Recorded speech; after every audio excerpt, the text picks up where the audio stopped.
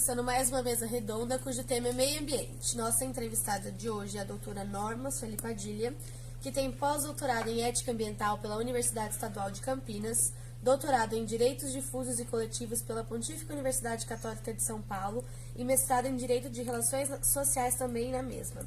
Professora adjunta na Universidade Federal de Santa Catarina, docente permanente do programa doutorado e mestrado em direito da UFSC, atuação acadêmica na área de Direito Constitucional Ambiental, Meio Ambiente do Trabalho, Direito do Trabalho e Processo do Trabalho, Direito Internacional do Meio Ambiente, Direito Internacional dos Direitos Humanos, Direitos Difusos e Coletivos da Tutela Processual Coletiva. Prazer estar aqui com vocês, participando dessa mesa redonda da UNOeste. Prazer é todo nosso. Primeira pergunta, doutora, é o que significa sustentabilidade e qual a relação dela com o meio ambiente? Sustentabilidade é um tema extremamente atual, um tema extremamente importante e a relação com o meio ambiente, na verdade, é fundante, é fundamental. Talvez o maior desafio que a humanidade já tenha passado seja esse que nós estamos enfrentando agora, que é como conciliar o desenvolvimento, o crescimento com a preservação ambiental. Uma vez que tudo que a gente utiliza, a gente tira do meio ambiente.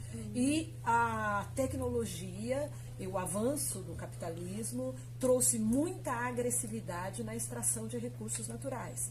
E essa extração está sendo feita sem nenhuma ética, sem nenhum cuidado, em grandes partes do mundo, deixando muito resíduo, deixando muita contaminação, deixando um grande passivo ambiental. Então, quando nós passamos a discutir politicamente a questão da sustentabilidade, isso foi só na década de 70, através de uma grande conferência mundial que aconteceu na Suíça, chamada Conferência de Estocolmo, que se começou a discutir como conciliar, como continuar desenvolvendo, como os países continuariam desenvolvendo e como preservar os recursos que finalmente se percebeu que são esgotáveis, que são finitos, não é?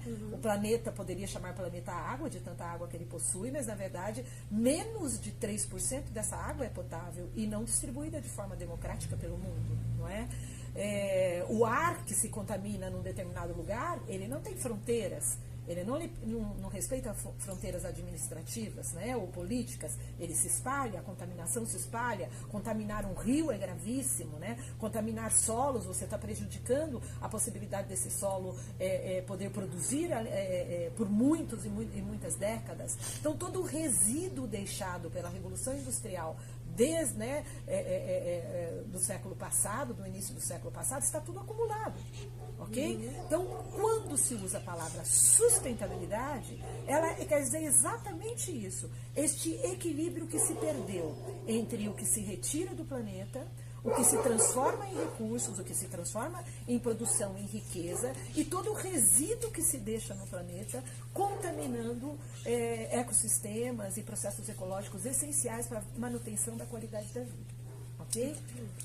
E essa palavra sustentabilidade, ela tem uma dimensão que não está só na dimensão ambiental, ela não é só um problema ambiental, ela também é um problema social.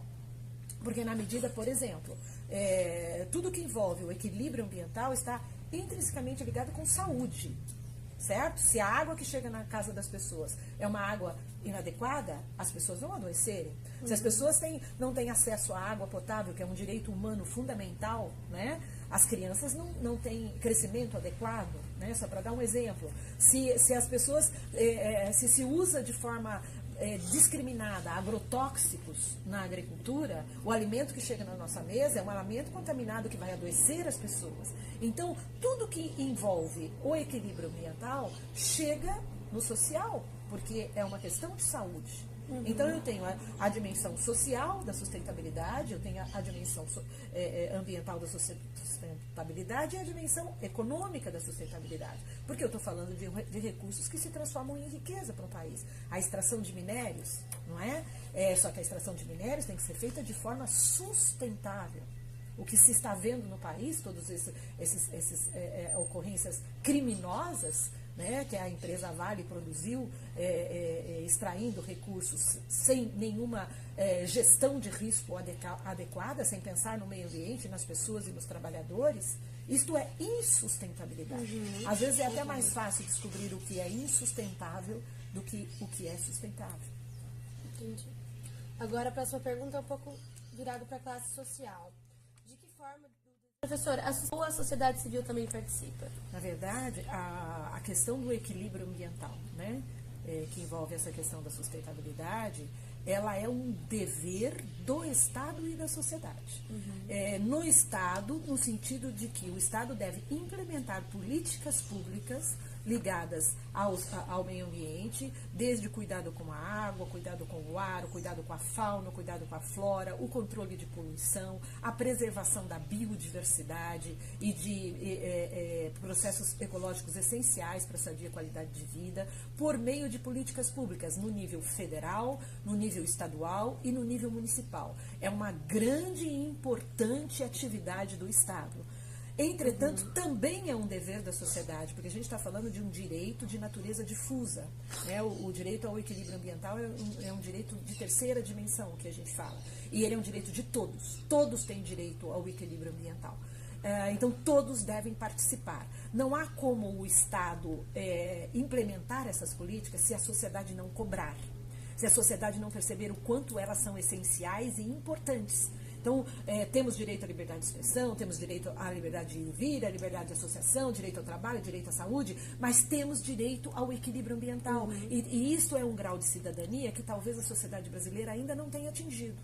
Ainda não se apercebeu, por exemplo, que se faltar saneamento básico na cidade, eu não terei saúde. Não se apercebeu que se nós não preservarmos a floresta amazônica, ela será dominada por interesses privados que vão desmatar a floresta amazônica e isso vai prejudicar todo o ciclo de chuva da América Latina, não é só do Brasil.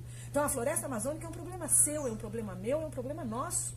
Tudo que se faz com os recursos naturais do Brasil é um problema de todos nós. Então, há sim uma participação muito importante da sociedade civil, primeiro se conscientizando. E isso se faz por meio da educação. Esse é um papel da educação e esse é um papel da imprensa. O quanto a imprensa dedica de tempo a este tema. O quanto ela esclarece a população da importância da preservação ambiental. A sociedade civil tem que se conscientizar e, por meio da conscientização, participar da gestão e da decisão política do local. Por exemplo, há comitês importantes de participação social da população na cidade, dentro do próprio plano diretor, a previsão de participação da sociedade no plano diretor para se discutir o que se faz com o lixo da cidade, como é que se trata a água da cidade, a poluição advinda das indústrias, a própria urbanização da cidade, a arborização da cidade, tudo isso é tema das pessoas, tudo isso o cidadão tem que participar. Então, quanto mais o cidadão se interessar, quanto mais houver informação dele, mais ele vai participar. Quanto mais ele participar, mais o Estado será premido a cumprir os seus deveres para com a preservação ambiental e a sustentabilidade socioambiental. E sobre a questão de resíduos sólidos na cidade, existe alguma lei atual que funciona para solucionar esse problema de forma mais sustentável? Nós temos leis magníficas no Brasil, a partir da Constituição de 88, que tem um capítulo inteiro determinando que o equilíbrio ambiental é um direito fundamental de todos, ok? A partir da Constituição se começou a produzir leis que adotam políticas públicas que têm que ser implementadas.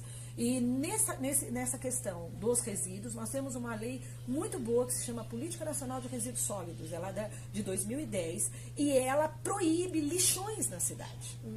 E nós temos cerca de 5.600 municípios no país, boa parte desses municípios tem lixões, ok? Então, o lixo que sai da frente da sua casa, ele vai para algum lugar, de preferência que a gente não veja, não é assim? E ele é acumulado, ele causa poluição para cima, que é combustão, gases de combustão, e poluição para baixo, que é o chorume, e atinge os lençóis freáticos. Então, lixão é uma coisa que essa lei proibiu e ela deu um prazo para os municípios acabarem com lixão, ok? Que era até 2014, agora foi 2017, vivem negociando isso, mas já há uma percentagem considerável de municípios que estão acabando com os lixões. E é importante que nesse trabalho o cidadão faça a reciclagem, né? Então, aquela ideia de diminuir o uso de produtos não degradáveis, né? De reduzir, reutilizar e reciclar, os 3 R's. Isso é o papel da sociedade, né? De participar disso. Participando disso, você está ajudando as cooperativas de catadores que participam dessa legislação, ok? E atuando também para que a indústria pratique a logística reversa, ou seja, ela é responsável pelo produto que não se degrada, ela tem que voltar e buscar o produto que não se degrada. Então é toda uma lógica em cima do princípio do poluidor-pagador e que envolve também a prevenção de cada cidadão. Cada cidadão tem que ter consciência de que aquele plástico, aquele metal, aquele vidro tem que ser separado do lixo orgânico, para que toda essa política possa funcionar. Ou seja, há legislação no Brasil, a legislação boa, só que ela precisa ser aplicada. A legislação não pode ficar lá no papel, somos nós que aplicamos a legislação. É o Estado que acredita na legislação e a implementa, e é o cidadão que participa, também cobrando que o Estado faça isso e cada um fazendo a sua parte. Na questão do equilíbrio ambiental, todos nós somos responsáveis e cada um de nós tem que cumprir o seu dever para preservar o equilíbrio ambiental, não só para nós que estamos aqui, mas para aqueles que não nasceram ainda, as futuras gerações.